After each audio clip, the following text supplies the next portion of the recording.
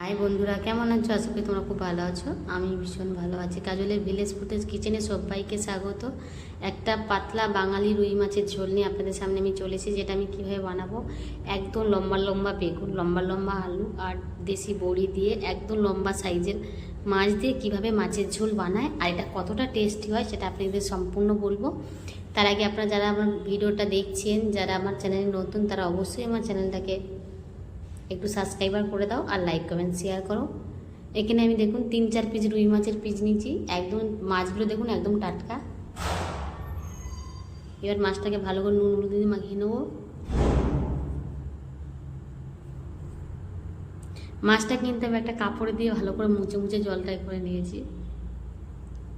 ওইটা করলে কি মাছটা যখন তেলের মধ্যে দেওয়া হয় না, ফাটে না। যাই হোক, এখানে নুন হলদি মাখিয়ে আমি ভালো করে নিলাম। এখানে আমার কড়াটা গরম হয়ে গেছে। কড়াইতে পরিমাণ মতন তেল দিয়ে দিচ্ছি। এখানে দেখুন বড়ি, টমেটো কুচা, কাঁচা লঙ্কা, বেগুনটা এই সাইজের কেটে নিচ্ছে। এদিকে এই সাইডে আমার মরিচ মশলাগুলো আছে। এবার আমি এক এক করে মাছগুলো দিয়ে দিচ্ছি। এই একইভাবে সব মাছগুলো আমি ভেজে নেব।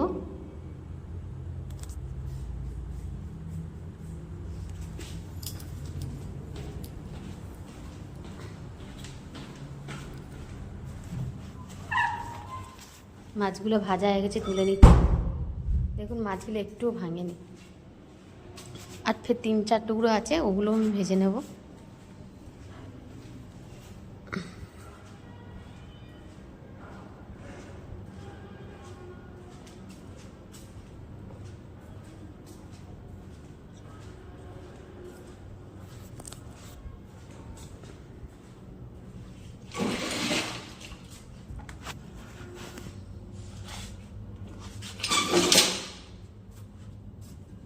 দেখুন মাছগুলো সব ভাজা হয়ে গেছে, তুলে নিচ্ছে। এই মাছের তেলটা আমি ইউজ করবো না, তেলটা ফেলে দেবো। দিয়ে ফের কড়াটাকে ভালো করে পরিষ্কার করে নিয়ে আমি আবার নতুন করে তেল দিয়ে দিলাম।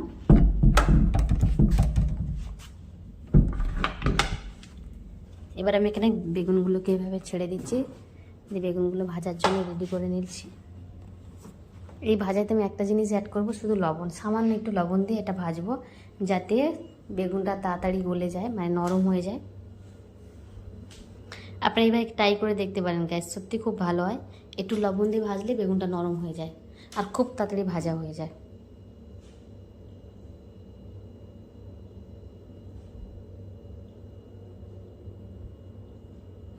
একটু সামান্য হলুদও দিলাম। জাস্ট এবারটাকে এটাকে এগুন করে ভেজে নিচ্ছি। দেখুন কিরকম মানে ভালোভাবে ভাজা হয়ে যাচ্ছে। বেগুনটা দেখুন কত সুন্দর ভাজা হয়ে গেছে, জাস্ট ঝোলে ছেড়ে দিলেই হবে। আর যাই হোক, এখানে আমি একটুখানি তেল অল্প করে একটু অ্যাড করব। তেল অ্যাড করার আগে আমি বড়িগুলো ভেজে নিচ্ছি। এটা হচ্ছে দেশি বড়ি।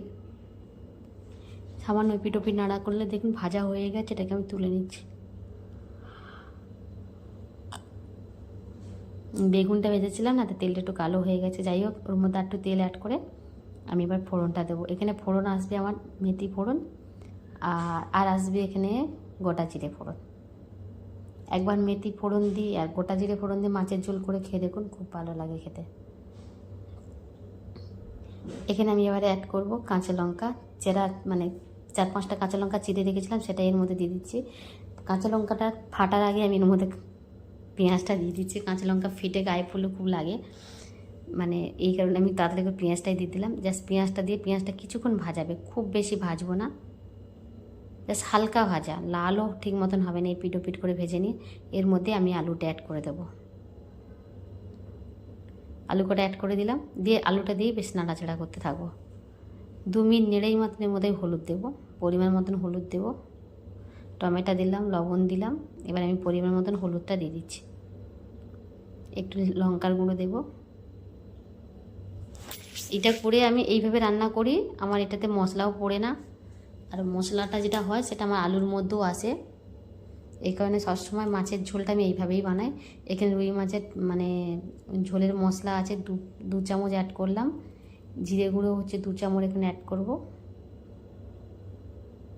আর একটুখানি আদা বাটা, আদা বাটা আর সর্ষে জিরে বাটা, আমি জিরেও বেটেছি একটু, আদা জিরে বেটে দিয়ে দিলাম। দেওয়ার পরে খানিকটা নাড়াচাড়া করব। দেখুন জাস্ট কড়াটা আমার নড়ছে, আমি ধরে নিলাম ভালো করে। নাড়াচাড়া করার পরে সামান্য একটু জল দেবো যাতে এর মধ্যে সব মশলাগুলো লেগে যায়। দিয়ে আমি 2-5 মিনিট ঢাকা দেবো। ঢাকা দেওয়ার পরে আমি এটাকে খুলবো। তখন দেখা যাবে যে টমেটোও গলে গেছে, পেঁয়াজও গলে গেছে, কাঁচা লঙ্কা গলে গেছে, তরকারির কালার একটা ভালো চলে এসেছে।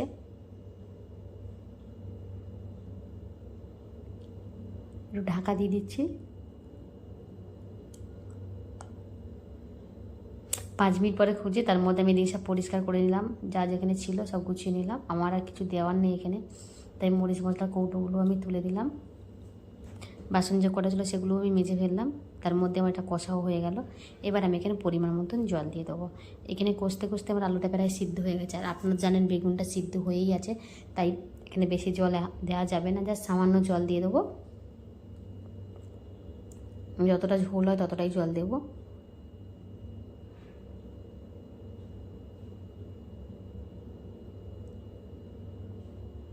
ফের একটু নাড়াচাড়া করে নিয়ে আমি জাস্ট সেখানে 15 মিনিট মতো ঢাকা দেবো। আর একদম গ্যাসের আঁচটা একদম লো করে দেবো, যাতে না ঝোলটা বেশি মরে না যায়। জাস্ট 10-15 মিনিট এইভাবে ঢাকা দেওয়ার পরে আমি এটাকে খুলবো। দেখুন আমার আলুগুলো সিদ্ধ হয়েছে। এখানে আমি বড়ি অ্যাড করে দিচ্ছি, আর আমার ভেজে রাখা বেগুনগুলোও দেবো, তার সাথেও মাছগুলোও দিয়ে দেবো। কেন বেগুন আর মাছটা না দিলে, বেগুনটা না ফুটলে তার ঝোলের মধ্যে টেস্টটা আসবে না, আলু মাছটাও না দিলে টেস্ট আসবে না। এই কারণে আমি এখানে আলু আর এটা দিয়ে দিচ্ছি। দেখুন বেগুনগুলো দেখুন কত সুন্দর ভাজা হয়ে গেছে, একদম গোটা গোটা থাকবে, মানে জাস্ট পাতে তুলে খাওয়া যাবে। এবার আমি আস্তে আস্তে করে মাছগুলো দিয়ে দিচ্ছি। মাছগুলো দিয়ে 5 মিনিট থেকে 6 মিনিট ফোটাবো, তারপর রান্নাটা আমার রেডি। তার আগে তো দেখিয়ে দিয়েছি মাছের ঝোল। তা যাই হোক, আপনারা যারা আমার চ্যানেলটা দেখছেন তারা অবশ্যই আমার চ্যানেলটাকে সাবস্ক্রাইব করে দাও, আর লাইক কমেন্ট শেয়ার করো, যাতে নেক্সট ভিডিওগুলো তোমাদের কাছে চলে যায়। আর সবাই ভালো থেকো, সুস্থ থেকো, আর সবার খেয়াল রেখো। মাছটা আমার রেডি হয়ে গেছে, এখন ঢেলে ফেলেছি। দেখুন এইভাবে মাছের ঝোল চাষ, এবার শুধু ভাত খাবো।